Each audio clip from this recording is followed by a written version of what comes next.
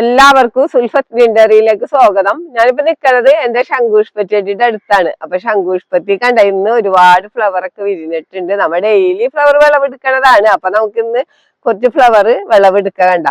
അപ്പം ഈ ശംഖുഷ്പത്തിന്റെ ഒരു പ്രത്യേകത എന്ന് പറഞ്ഞാൽ കണ്ടില്ലേ, നല്ല നീല കളർ കണ്ട. അതേപോലെ പെറ്റൽസ് അധികം ഉള്ളതാണ്, ഇഷ്ടംപോലെ പെറ്റൽസ് ഉള്ളതാണ്. നിങ്ങൾ കണ്ടേക്കണൊക്കെ ഒറ്റ ഫ്ലവറിന്റെ ശംഖുഷ്പം ഒരിക്കലും അധികം കണ്ടേക്കണ കണ്ട. ഇത് നമുക്ക് ഞാനിവിടെ നട്ടേക്കണേന്ന് പറഞ്ഞാല് ഒരു ചെറിയ ചെടിച്ചട്ടിയിലാണ് നട്ടേക്കണത്. നമ്മുടെ സോസിന്റെ ഒരു പാനിലാണ് നട്ടു കൊടുത്തേക്കണത്. ഇത് നമ്മുടെ തൊട്ടടുത്തുള്ള ഔഷധ ചെടിമേലൊക്കെ കയറി കിടന്നിട്ട് കണ്ട, അതിലൊക്കെ കയറി കിടന്ന് നിറച്ച് ഫ്ലവർ ആയിരിക്കുള്ളൂ. കാണാൻ നല്ല ഭംഗിയാണ്, ഒരുപാട് ആരോഗ്യ ഗുണങ്ങളുള്ളതാണ് ഈ ശംഖുഷ്പത്തിന്റെ ഫ്ലവർ എന്ന് പറഞ്ഞു കഴിഞ്ഞാല്. അപ്പൊ നമുക്കിനി ഇതൊന്ന് വിളവെടുത്ത് തുടങ്ങാണ്ട. ഈ ഫ്ലവർ എന്ന് പറഞ്ഞു കഴിഞ്ഞാൽ ഒരു ദിവസമല്ലേ നിക്കുള്ളൂ ഒരു ഫ്ലവർ വിരിഞ്ഞു കഴിഞ്ഞാൽ. അപ്പൊ നമ്മ ആ ഫ്ലവർ വിരിയുമ്പോ തന്നെ നമുക്ക് ഇതേപോലെ വിളവെടുത്ത് കഴിഞ്ഞാല് നമുക്കിത് ഉണക്കി വെച്ച് കഴിഞ്ഞാല് നമ്മുടെ ആവശ്യത്തിന് തീയൊക്കെ ഉണ്ടാക്കാട്ടോ. അപ്പൊ നമുക്കിന്ന് കണ്ട. പിന്നെ ഈ ശംഖുഷ്പത്തിന്റെ ഒരു പ്രത്യേകത എന്ന് പറഞ്ഞാൽ ഇതിൽ വിത്തുകൾ അങ്ങനെ ഉണ്ടാകൂല കേട്ടോ. വിത്ത് വളരെ അപൂർവമായിട്ട് ഉണ്ടാവുള്ളൂ. സാധാരണ നമ്മ ശംഖുഷ്പമൊക്കെ ഓരോ ഫ്ലവറിന്റെ അടിയിലും വിത്തുകൾ ഉണ്ടാവുമല്ലോ. ഇതിന് വിത്ത് വളരെ കുറവുണ്ടാകുള്ളൂ. നമ്മ കൃഷി ചെയ്യണമെന്നുണ്ടെങ്കിൽ നമുക്ക് തണ്ട് മുറിച്ച് ഈ സമയത്തൊക്കെ നമുക്ക് തണ്ട് മുറിച്ച് നമുക്ക് നട്ടു കൊടുക്കാട്ടോ. അതേപോലെ ഉള്ള വിത്ത് കണ്ട, അപൂർവം കുറച്ച് വിത്തൊക്കെ ഉണ്ടാവുള്ളൂ ഇതില്.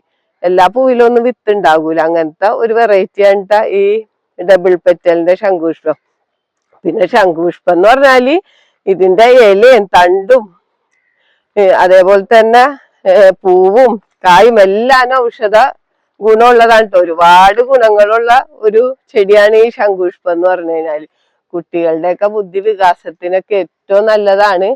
അതേപോലെ തന്നെ കുട്ടികൾക്കൊക്കെ നമ്മ പതിവായിട്ട് ഇത് കൊടുത്തു കഴിഞ്ഞാല് അവരെ ബുദ്ധി വർദ്ധിപ്പിക്കാനൊക്കെ നല്ലതാണ്. അതേപോലെ തന്നെ നമുക്ക് സൗന്ദര്യം വർദ്ധിപ്പിക്കാനായിട്ട് ഏറ്റവും നല്ലതാണ്. നമ്മുടെ ഈ ശരീരത്തിലെ ചുളിവുകൾ മാറ്റാനും ഒക്കെ പ്രായമൊക്കെ കുറച്ച് കാണിക്കാനൊക്കെ ഏറ്റവും നല്ലതാണ് ഈ ശംഖുഷ്പത്തിന്റെ ടീ കുടിക്കണത്.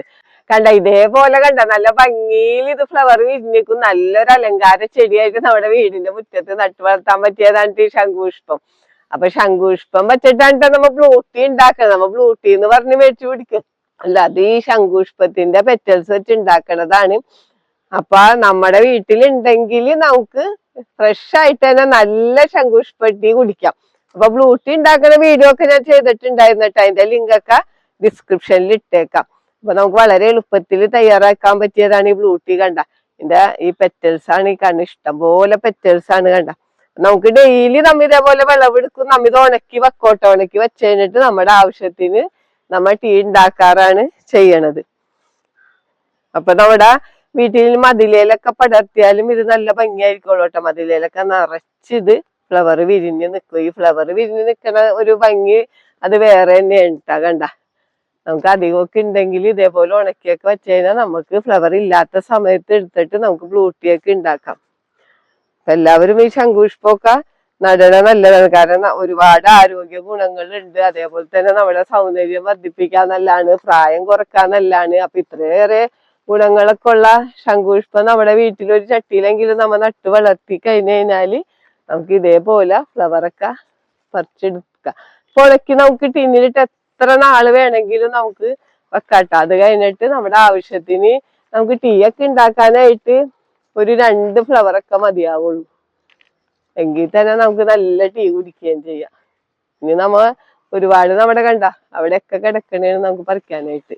അപ്പൊ നമുക്ക് ചെറിയ ഇതേപോലുള്ള മരങ്ങളിലൊക്കെ പടർത്തിട്ട് കഴിഞ്ഞാല് കണ്ട ഇതേപോലെ നല്ല ഭംഗിയില് നമ്മുടെ പാഴ്മരങ്ങളൊക്കെ ഉണ്ടാവുമല്ലോ. അപ്പൊ അതുമൂലൊക്കെ പടർത്തിട്ട് കഴിഞ്ഞാല് നമുക്ക് ഇതേപോലെ നമുക്ക് നല്ലോണം വിളവെടുക്കും. ഇഷ്ടം പോലെ ഇങ്ങനെ പടർന്ന് പന്തലിച്ച് കിടക്കുന്നുണ്ട്. ഞാനിതൊരു ഗ്രോ ബാഗിലാണ് നട്ടുകൊടുത്തേക്കണത്. ഗ്രോ ബാഗിൽ നിന്നാണ് ഇതിങ്ങടി മരത്തുമ്മലേക്ക് പടർന്ന് കയറിയേക്കണത്.